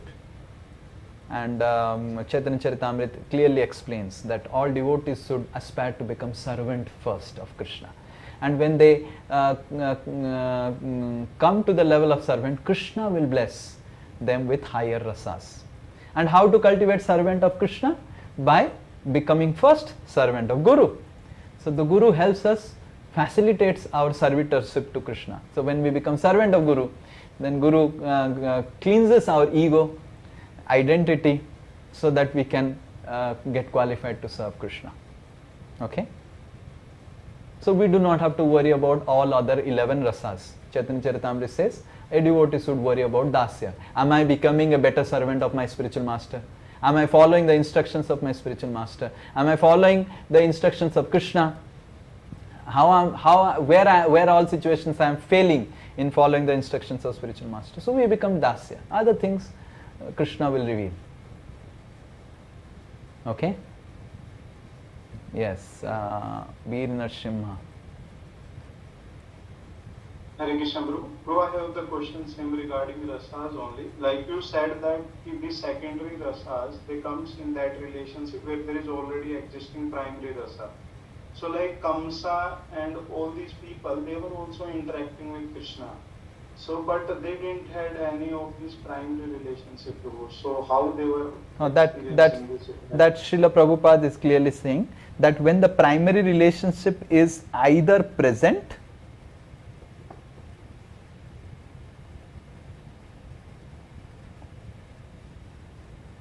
pipe are absent, love is present indirectly. Okay? So either they are present or they are covered over or absent. Absent to kya, love cannot be, love of Krishna is eternal property of the living entity. Either it is covered over. So if they are present, then you experience the 7-1, or they are absent, then also you are experiencing that. Okay? So it has to be either present or absent. Now one may say, there are so many people who don't become angry with Krishna. No, they become angry with Krishna. Right? So many people are envious of Krishna. Material world is filled with people envious of Krishna. So they are having envy towards Krishna. So why? Because it's covered over. The primary relationship is covered over. So if the primary relationship is covered over, some of the, so there are like these 7 secondary rasas are also 2 parts. One is positive, one is negative. right? So when it is covered over, you experience negative. When it is present, then you experience the positive. Like hasya. So Kamsa will not have hasya. Kamsa will have bhayanaka, rodra, like that, virya, like that, right? So in this way, if it is present, then you experience the positive ones, and if it is absent, then you experience the so-called negative one. Along with Krishna, there is nothing called negative or positive. Krishna is absolute, but on a material perspective. Okay? Krishna is absolute. Like Kamsa, he got delivered by being envious of Krishna or fearful of Krishna. But from our perspective, there is positive and negative. Is this clear? Yes. Yes, Elja Mishra. Hare Krishna, Prabhuji, Dhananjay. There are two questions. One, like you're explaining, you're telling there is a relationship between only human beings and not animals, but nowadays people are having more good relationship with animals. So because they are becoming animals, this is extension of Santanu's question, because their lifestyle has become like animals. So their SRT code, Sattva, Raja, Tama, is now matching more with animals. So they are becoming more friends with animals. They are eating with animals, sleeping with animals, having sex with animals. They are doing all these things. So my next question is like how you were telling how we should have that good relationship with our family members. Like we are not experiencing that rasa with Krishna. So first we have to build that rasa with our material relationship, and then only we can experience. No, I didn't say like that. I didn't say like that you have to first experience with material relationship. You first. No, I'm asking how we should build the relationship. So first build relationship with Guru and Krishna. That's what the first fundamental thing is, that servitor to Guru. Guru Padashray. If you go ahead in Bhakti Rasamrita Sindhu, the first principle, one full chapter, Srila Prabhupada is mentioning about Guru Padashray. So forget about Krishna, forget about everyone. First develop obedience and submission to the spiritual master. Report to the spiritual master. Develop obedience to the spiritual master. So that's what Srila Prabhupada and Rupa Goswami clearly says. Ado Guru Padashray. Ado matlab Adi. That is the beginning. First you do that. First develop surrender and submission to the Guru, obedience to Guru, follow the instruction Guru, develop Dasya Bhav, Nicha Bhat, Dasya Bhav to the spiritual master. So that is the beginning. So if you do that, then Krishna is pleased. And what Guru will tell? Guru will tell to become servant of Krishna. Guru will engage us in service of Krishna. And when we engage in service of Krishna under the instructions of spiritual master, it is Krishna who will reveal other rasas. So we do not have to worry about family. Family members are our duty, they are not our love. Right now Krishna is duty, family members are love. So we have to shift. We have to make family members as duty and Krishna as love. Right now what we do? Duty towards Krishna. 16 rounds तो करना ही पड़ेगा. Right? But जब आर्यन का job लग गया तो बहुत आनंद आता है, right? So now currently our situation is family members are love, Krishna is duty. So what we have to do is that we have to change. Family members are duty, Krishna is love. And how that will happen? By servitorship to Krishna, Dasya. Is this clear? Okay, yes. Okay, Anand Pradayini.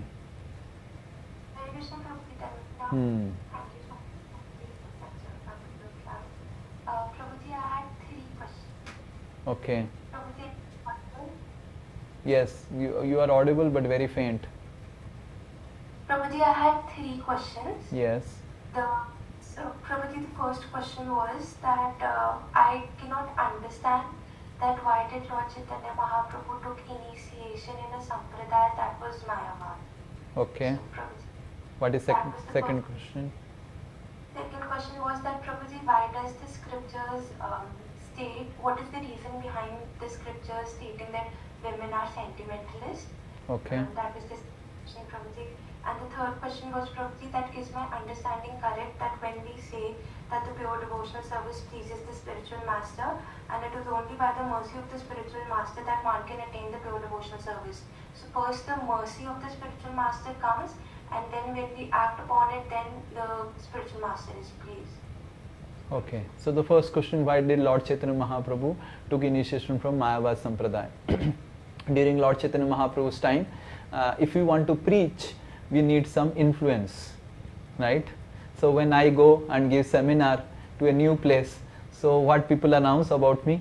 Prabhuji is topper from IIT, Prabhuji is topper from 10th and 12th. So that immediately helps the audience to develop some respect, some awe and reverence. Oh, so Lord Chaitanya Mahaprabhu, when he was in Navadvip, he saw that people do not give respect when he is chanting, telling Hare Krishna chant and everything, and he was showing his Mahabhav. People were not giving him any respect, and people were rather telling him that he is a sentimental fellow. Some people were trying to beat him. Are you are a Brahmana, why you are crying? Like that they were telling. So then Lord Chaitanya Mahaprabhu one day calls Nityananda Prabhu and says that I need to take sannyas, because sannyasis are respected by everyone. Everyone respects the sannyasi. And during those times, sannyas initiation was only given by the Sankaracharya. Sankaracharya has spread everywhere, and sannyas initiation, sannyas, the most respectable sannyasis were Sankara sannyasis, right? The Madhva had also sannyasis, but they were not respected. The Ramanuja sannyasis were also there, Sri Sampradaya sannyasis, but they were not much respected. But Sankara sannyasis were very much respected, very much respected. So Lord Chaitanya Mahaprabhu took sannyas in order to gain respectability in the society, so that he can use that respectability. Lord Chaitanya Mahaprabhu tells to Nityananda Prabhu that, Are, I came as avatar to help the people destroy the suffering, but they are offending me, they are criticizing me, then not respecting me, then their suffering will increase. So I should take sannyas in order to read, because if I take sannyas, they may not offer me sannyas as supreme, or respect a Supreme Personality of Godhead. They may put dandavat to me as a sannyasi, but they will get indirectly the benefit of respecting the Supreme Personality of Godhead. In this way, I will trick them. By my trick, I will trick them to get delivered. So Lord Chaitanya Mahaprabhu tricks the people and takes sannyas in the most respectable Sankara Sampradaya, so that people come and offer obeisances. Sankara sannyasis were very, and by offering obeisances to Lord Chaitanya, they are not offering obeisances to sannyasi, they are offering obeisances to directly Supreme Personality of Godhead, and that's how they get delivered. And the second reason, Acharya say that Lord Chaitanya Mahaprabhu took sannyas in Mayavad Sampradaya to deliver the Mayavadis. He delivered the greatest of all Mayavadi, Prakasananda, and he delivered the greatest of Mayavadi scholar, that is Sarvabhauma Bhattacharya, to show that this Mayavad Sampradaya is useless, right? And the real perfection is to chant the holy names of the Lord and cry for the Krishna Prem. Why women are considered sentimentalist? Women are not considered sentimentalist. Women are considered less intelligent in scriptures sometimes. And second, women are considered little less qualified to practice spiritual life. And those scriptures which mention that, they don't mention about women. They especially mention about the glories of the power of the devotional service. So women have, there are other different paths in spiritual life, like Bhakti Yoga, Ashtanga Yoga, Karma Yoga and Jnana Yoga. So other paths, like for example Ashtanga Yoga, you cannot perform Ashtanga Yoga in home. Sitting in home, you cannot perform Ashtanga Yoga. You have to go to forest. Now which lady will be able to go to forest? Forest, there is no privacy. The ladies have monthly issues where they will do in forest. So then they cannot perform Ashtanga Yoga. Karma Yoga requires resources, these and that, so many things. The lady's body is not efficient for doing Karma Yoga. Similarly, Jnana Yoga, the ladies are more emotional rather than rational. So they cannot perform Jnana Yoga. So the ladies are considered unfit for Karma, Jnana and Ashtanga. So, but that is the best qualification, because if you read the definition of pure devotional service, Rupa Goswami says, pure devotional service is Jnana Karmadi Anavritam, that we do not perform Jnana and Karma. So then, automatically, just by getting a body of a lady, the lady is automatically unfit for Jnana, Karma and Ashtanga. So the lady is much more superior in performing bhakti than men, because men can get distracted to Jnana, Karma, Ashtanga, but ladies will not get distracted because their body are naturally unfit for all these things. So when scriptures are telling about it, the scriptures are actually glorifying the body of a lady, that these ladies are unfit. If you read, when Dvija Patnis came back home after pleasing Krishna, the Brahmanas, they are glorifying their wives, the Dvija Patnis, the Brahmana Patnis, and telling, Dekh, we men, we are so attached to this Jnana, Karma, Ashtanga. Just see, it is better to be born as a lady, uneducated, so that we can perform devotional service to Krishna very nicely without getting deviated. So this is how scriptures explain the glory of devotional service, the power of devotional service, that how these ladies, though they are unfit for all other paths, but they can get the highest perfection just by performing devotional service. And second, why the ladies are sentimental? This is how nature has made them. Why nature has made ladies emotional? Because children cannot speak. Children cannot speak out what needs they have. So the ladies have to take care of the children. And an elderly person can tell that I need milk, I need water, but the children cannot speak out. But the ladies, because of their emotions, that they have that emotional intelligence to know without speaking. Right? The ladies can have the power to know, see the face of a child and understand usko bhook lag raha hai, usko neend lag raha hai, usko susu lag raha hai, usko number 2 lag raha hai. They have the power to see the face of a husband and say that okay, he is upset. So the ladies have been given this power because the ladies' primary duty is to raise the children in Krishna consciousness and create future generation. That's the primary role of a lady as far as scriptures are concerned. And the primary role of a man as far as scriptures are concerned, to earn finances and support the family. So in this way the family is taken care by both the lady and man. The lady takes care of the emotion, and the man takes care of the ration and also earn finances for the family and support the family. So if the lady does not have an emotional bent and she is not sentimental, it will be very difficult for the lady to take care of the children, take care of the husband, take care of the family and nourish the family emotionally. So that's why the nature has designed the ladies in a way so that without speaking, like I could see in my family, even if I one brahmachari was sick and then he was little disturbed, that no one came to him and asked him that he is sick.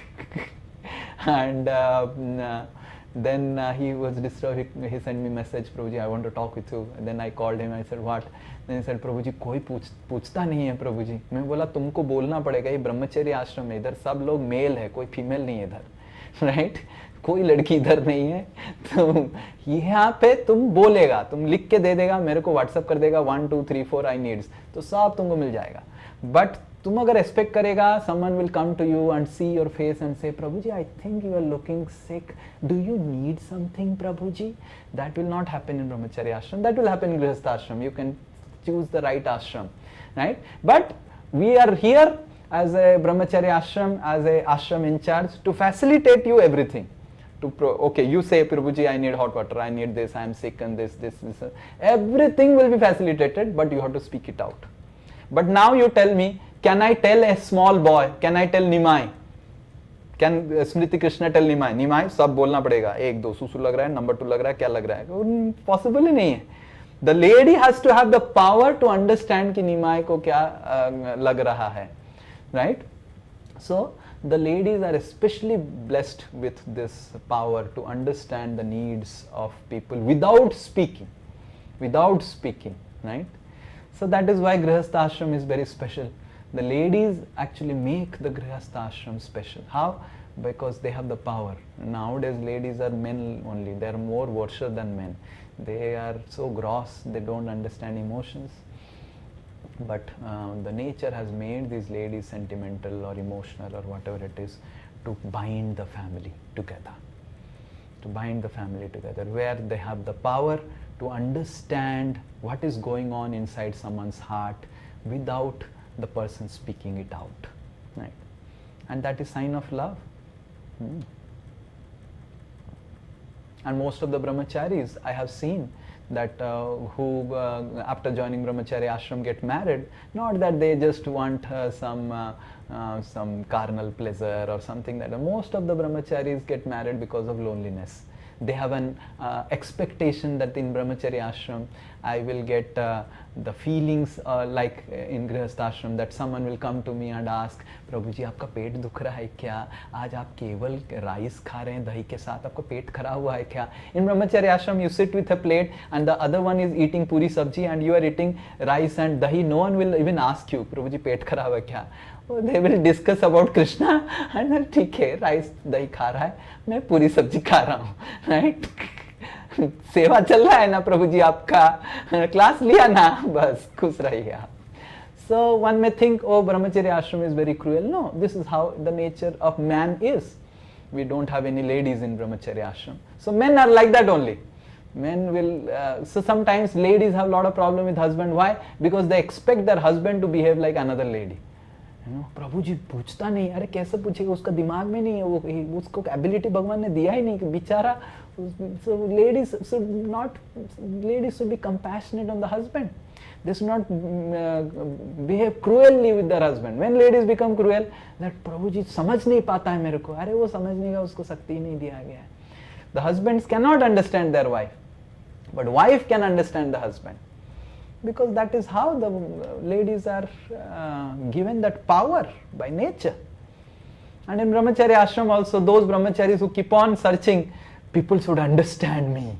They are the people who get married. Because there is only one person. And sometimes when people have too much, like we were, I was in Pune, we were having a group discussion. And in my group, myself, Gauranga Darshan Prabhu, Revati Prabhu, and all of us were doing group discussion. And topic Raishan Prabhu gave us was retaining brahmacharis in the ashram. Why the brahmacharis leave ashram? And we were discussing how Gauranga Darshan Prabhu was telling, when people don't feel emotionally nourished, they try to find emotional nourishment outside. But one thing we need to understand, that brahmacharis, men cannot emotionally nourish other men. And then I was telling that, I myself and Revatipati Prabhu, we were telling that brahmacharya ashram means one has to find emotional nourishment from Bhagavatam and also deities from Krishna. If he tries to too much find out emotional nourishment from other things, then finally he has to find the other ashrama which is there. That's what we were discussing. So why the other ashrama is special? It's not that grihastha ashram is condemned. Grihastha ashram is also glorified, but brahmacharya ashram is also glorified. What is special about grihastha ashram? There is a lady that makes grihastha ashram special. Not that I am staying in the flat. That doesn't mean that I am a grihastha now, right? So why I am not a grihastha? There is no grihini, right? The lady is called grihini. So the lady makes, right?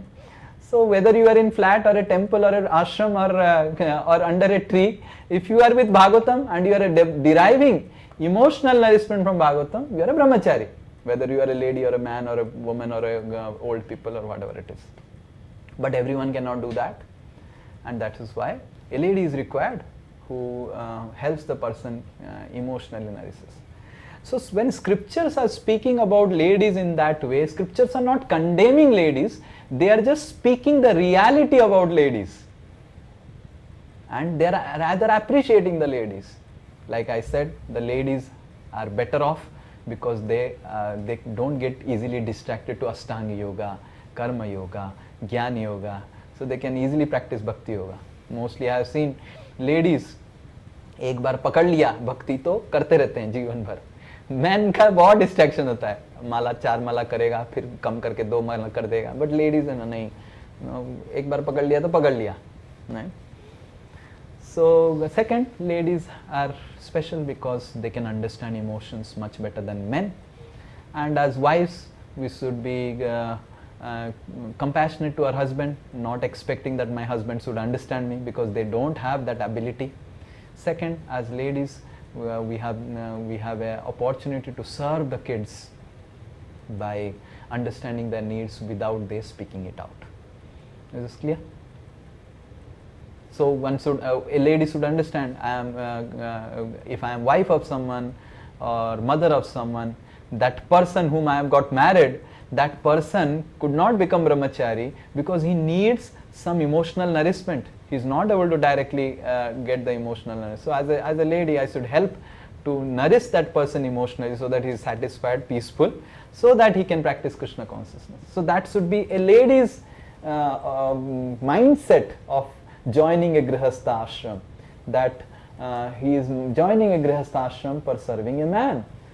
And similarly, a man's mindset will be, here is a lady, this lady can get exploited by others, let me protect this lady so that this lady can practice Krishna consciousness, let this lady not get abused by lusty men, so that she can practice Krishna consciousness and go back to Godhead. So in grihastha ashram, both men and women have different qualities and they join it for service. The lady understands, I have got some special quality which the man doesn't have, and man understands, I have got some special quality which lady doesn't have. So let us help each other. So when scriptures speak about it, they don't speak on a condemnation tone. They speak about showing the reality and also helping the lady understand how they can use the reality for serving. Prabhuji, when we talk about practicing bhakti yoga, so in that sentimentalism is not appreciated. Yes. So how can we balance like practicing bhakti yoga and not being sentimentalist? So if we are fortunate, get a guru who can instruct us, and if we are surrendered to guru, then we can get rid of sentimentalism. If we write down the instructions of the spiritual master, and if you are really sentimental, try to follow each word by word the word instructions of the spiritual master, then we will be able to get rid of sentimentalism, right? So that is the process of getting rid. And third question I forgot in trying to answer the second and first question. The third question was checking if my understanding is correct or not, that pure devotional service pleases the spiritual master, and we get pure devotional service only if we have the mercy of the spiritual master. So first, do we get the mercy of the spiritual master, and if we act upon it, and then it pleases the spiritual master? So first we get Guru by mercy of Krishna. So Guru is always subservient to Krishna. Guru is not above Krishna. So without Krishna's help, we can't even get Guru, right Guru. So if we have got a right Guru, so we should understand that Krishna is most merciful to me. Guru Krishna Prasade. So Krishna Prasad is Guru. So how do we know that we have got Krishna Prasad? If we get a right, appropriate, bona fide spiritual master in our life who is pure, giving us pure instruction of how to develop love for Krishna. So that is first mercy of Krishna.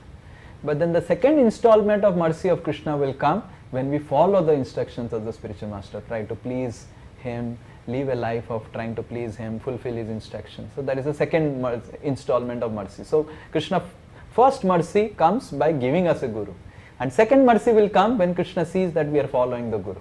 So when we follow the guru, how we follow the guru? Krishna Guru says about methods of pure devotional service. By following the methods of pure devotional service, we please the spiritual master, and by pleasing the spiritual master, Krishna is pleased, Krishna is happy. So that is true what you are telling, but first is Krishna's mercy, and Krishna is the central figure in our relationship with Guru. So how do we understand that whether I am sentimental with my Guru or not? Whether Krishna is there or Krishna is not there. Oh, my Guru is smiling at me, my Guru gives me good guidance, my Guru is... so this is sentimental relationship. But if Krishna is there, oh, my Guru helps me to connect with Krishna. I feel so much love for Krishna by being in touch with Guru. I easily remember Krishna by being in touch with my spiritual master. So this is right understanding over the spiritual master. Okay? Yes, okay, Arpan. Yes. Krishna Prabhu, so I have one question regarding rasas. If a person is fully satisfied in lower rasas like dasya ras, will Krishna award him with higher rasas? Like will Krishna take him to conjugal love? Or is there a distinction in the spiritual world between these five rasas? So Krishna says this. This is a nice question. Vishwanath Chakravarti Thakur answers this. So he is telling a very nice question that Vishwanath Chakravarti Thakur answers it in one book called Ragavartma Chandrika. So he is telling, let's say someone is fully, he cultivates dasyaras and he gets fully satisfied in dasyaras like Hanuman. Then Krishna will not award him Sakhya Vatshalya. Then he is gone, right? So we need to understand that Vishwanath Chakravarti Thakur says, like sometimes we don't, Vishwanath Chakravarti Thakur gives an example. Sometimes one person hates Manchurian. He doesn't like Manchurian, Chinese item. But if there is a very great cook who knows cooking Manchurian in a very special way, he can change even the taste of a person who doesn't like Manchurian and invest in him the taste for Manchurian. अरे प्रभु जी, हर व्यक्ति से मैंने Manchurian खाया, हर मंदिर में Manchurian खाया, प्रभु जी आप क्या मंचूरियन बनाते प्रभु जी, बहुत पसंद आ गया मेरे को मंचूरियन. करेक्ट? आपका मंचूरियन में कुछ अलग है. You are understanding? Similarly, Vishwanath Chakravarti Thakur says that if one is cultivating dasya under a guru who understands Sakhya, Madhurya and Vaschalya, the rasas of the spiritual world, then mostly he will get attracted to one of the three rasas and he will enter Vrindavan Dham. It is not that he will stay in dasya only. Okay? So that is why, like all of us, we are following the Gaudiya Vaishnavas. All our acharyas are in higher rasas like Sakhya, Madhurya, Vaschalya. And we cultivate dasya. That is our part. Then our acharyas will bless with, our guru only will bless us with higher rasas. We do not have to worry that. Okay? So we are not following a dasya sampradaya like Sri Sampradaya is a dasya sampradaya. We are following Gaudiya Sampradaya, which is mostly in Sakhya, Madhurya and Vatshalya. Okay, so we do not have that problem. And what if someone is got initiated in Sri Sampradaya, in Dasya, and he wants to have a Sakha relationship with Krishna, then Krishna will direct him to another person, like Baladevi Vidyabhushan.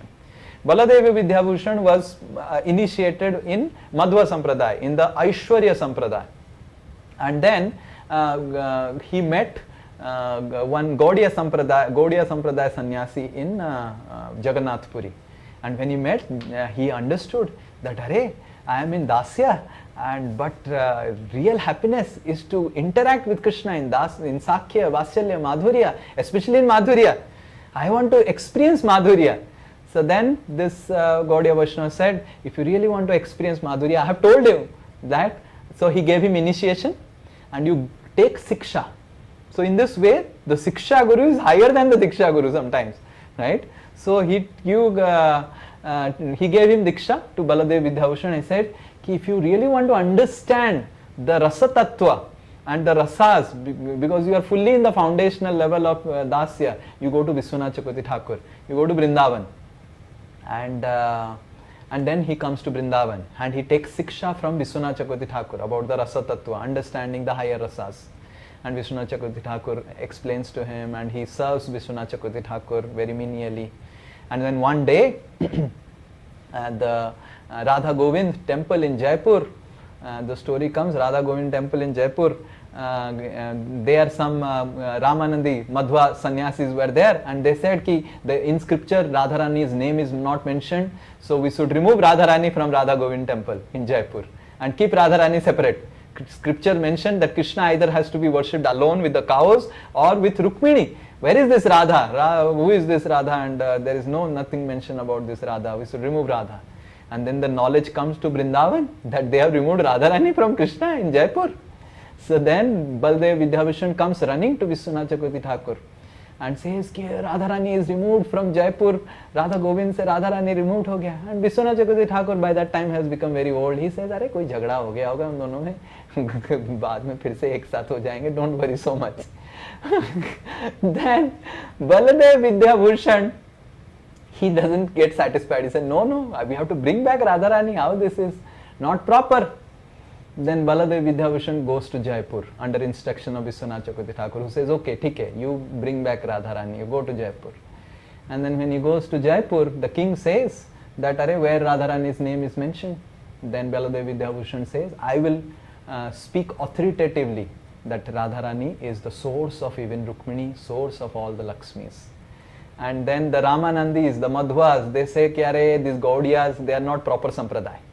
We are not going to hear from them anything because they do not have a bhasya for Vedanta Sutra.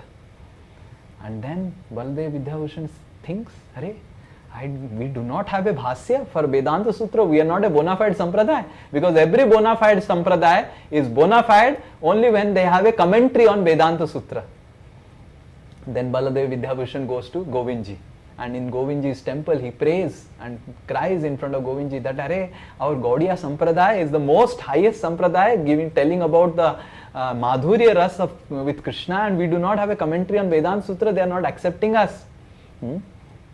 So, Govindji comes in dream of Baladev Vidyabhushan and says, I will dictate, you write the commentary of Vedanta Sutra. And then he starts writing the commentary of Vedanta Sutra, and when the commentary is over, that that is called the Govinda Bhasya, because it is dictated by Govindji and written by Baladev Vidyabhushan. And then the Ramanadis, they don't accept Govinda Bhasya also. And then they say, we don't accept your Govinda Bhasya, this is all useless. And then I think Govindji comes in dream, or I just forgot the story. Then the Govinda Bhasya is kept down and all other commentaries are kept up.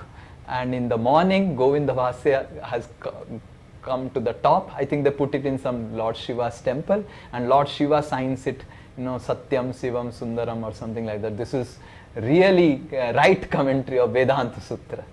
And that's how Radharani again comes back. And this is how Baladev Vidyabhushan, who was in Dasya Ras, who was connected with Sri Sampradaya, Madhva Sampradaya, who is mostly in Aishwarya, not in Madhurya, gets transformed into other rasas by association of a guru who is in that rasa. Okay? So we do not have that fear because we already have spiritual master in the higher rasas. Okay? Is this clear? And thank you for asking very technical question, and I am happy that you are hearing the class with attentiveness. Yes. Okay, Ajay Jaina Prabhu, last. With respect to Janandapati Mataji's questions, women, and you have explained very properly with respect to spiritual point of view that in some cases women are superior than men. Okay, but women's body are not fit for very hard working. But if you see nowadays, means current age, women are doing competition in all respects with men. They are joining army, they are taking the top position army, they are taking a hockey team of women, Indian cricket team of women, Indian football team of women. So how much for all these activities they need the solid structure of the body. So how we can say that women's body are not fit for hard work? Yes, so very good. Okay, I understood the question. So very good question. So when scriptures describe women and men, they don't describe the physical body. Scriptures talk on a subtle platform. They describe the mentality, right? It is the mind, the subtle body, which makes the gross body. So nowadays, how come women are very powerful, very this and that? Because nowadays they are not women, they are men only. They are not women, right? So you may say that they are women because they have an external figure like a woman. They have some external features like a woman, like a bodily feature like a woman. But scriptures do not tell that if you have a bodily feature like a woman, you become a woman. You have to have a mentality of a woman. So a man can also be like a woman. So Stri Swabhava, Purusha Swabhava. It's not says Stri Sarira, Purusha Sarira. It never says. You read scriptures anywhere about Stri Swabhava, Purusha Swabhava. Swabhava matlab mentality. Mentality is something related to the mind. It is nothing related to the body. A person may have a Purusha Sarira but may have a Stri Swabhava. And someone may have a Stri Sarira but may have a Purusha Swabhava. So, we need to understand when scriptures mention about Stri and Purusha, they mention on the subtle platform of mentality, Swabhava, not on the gross body, because scriptures are not interested in gross body. Gross body is temporary. So, after death is gone, but the Swabhava stays with you. If you have a Purusha Swabhava you have developed, then next life you will become a Purusha. And if you have developed a Stri Swabhava, you will develop a Stri Sarira. So, Swabhava se Sarir banta hai. शरीर से स्वभाव नहीं बनता है. So that's why scriptures talk about स्वभाव, because शरीर is just a precipitate of our स्वभाव. You're able to understand? The sarira, what you see, like I am a man, because inside there is the swabhava. Now why in Kali Yuga ladies are having, ladies are supposed to, matlab it should match.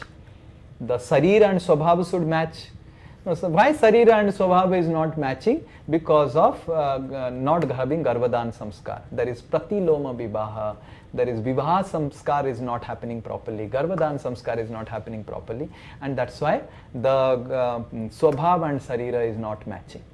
Husband and wife, koi kisi se bhi शादी कर लेता है, and these are Varna Sankar. Varna Sankar means what? Their Sarira and Swabhava doesn't match.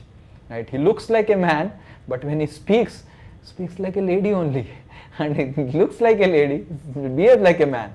Right? This is Varna Sankar Praja. That's Arjuna is speaking about Varna Sankar Praja. Varna Sankar Praja matlab Varna Sankara. Right? Varna, उसको वर्ण पता नहीं, वो ब्राह्मण है, वैश्य है, क्षत्रिय है, पता नहीं स्त्री है, पुरुष है, क्या है, कुछ समझ में नहीं आ रहा है, उसको भी पता नहीं क्या है वो. स्वभाव and शरीर doesn't match. So why this is not happening? Because कोई किसी से भी शादी कर ले रहा है. People are not seeing whom to marry, whom to have sexual relationship, how to give birth to child. Mostly childbirth is like an accident, right? Previously this used to not happen. People used to plan, develop a consciousness, and then the Swabhava and Sarira would match. Nowadays just people give birth, just like animals. It's like that. In animals, Swabhava and Sarira sometimes doesn't match. You see, come to our Gosala, I'll show you so many cows. Some cows will be very unruly, some cows will be mild. So the Swabhava Sarira doesn't match. Their cows, so it is animalistic society. More and more will become animalistic, more and more such things will happen.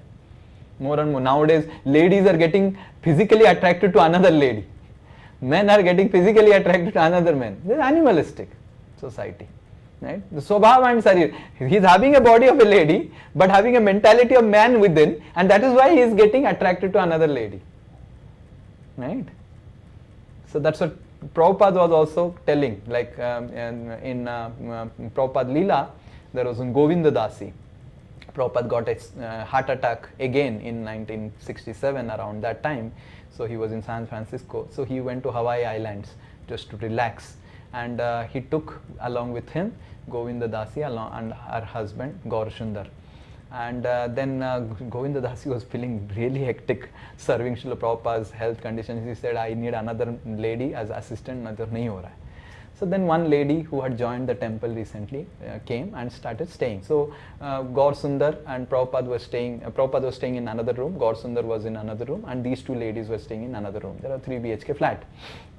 So then after 10 days, this lady came to Prabhupada, and Govinda Dasi came to Prabhupada and said, Prabhupada, this lady is facing difficulty staying with me, she wants to go back.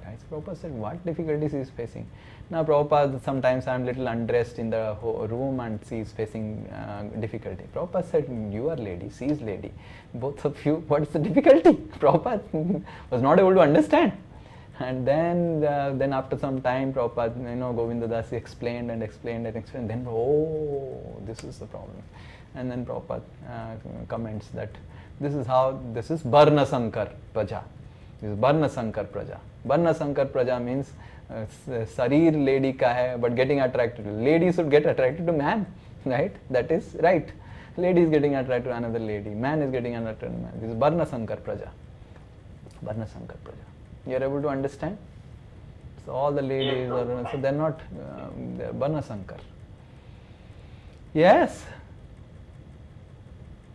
But how powerful is bhakti that even those Varna Sankars of Kali Yuga who are born, they are getting purified. And I have seen many ladies who are having so much of Purusha Swabhav, when they practice bhakti, they immediately they start they at least start becoming like lady, right? So they start behaving like a lady. So in this way we see that bhakti not just cleanses, it cleanses our Swabhav also. Yes. Vancha kalpaturu veshukapa sindhu eva cha patitanam pavanebhyo vaishnavebhyo namo ananta koti vaishnava vrinda ki jai, Vaishnava Thakur ki jai. Hare Krishna.